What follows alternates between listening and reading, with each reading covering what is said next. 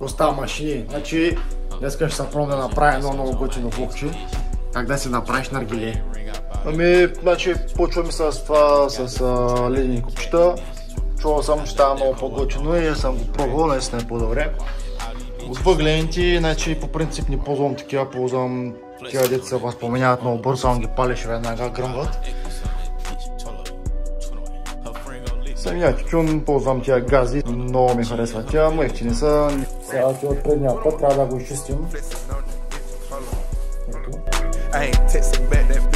Сложих малко от самия тютюн, колкото да такова. За едно пушение, то стига колко долу-горе половин час, един час. Зависи колко хора сте, нали? Взимаш долу-горе някакво такова парченце, колко да може да го покри. И после да си правиш леки дупчиците отгоре. Що вътре?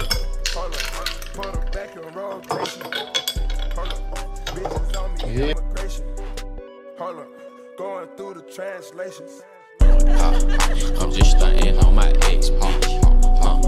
I'm just flexing on my ex bitch. I'm just stunting on my ex bitch. I'm just flexing on my ex bitch. И те, приятели, това беше, надявам се да ви е харесало.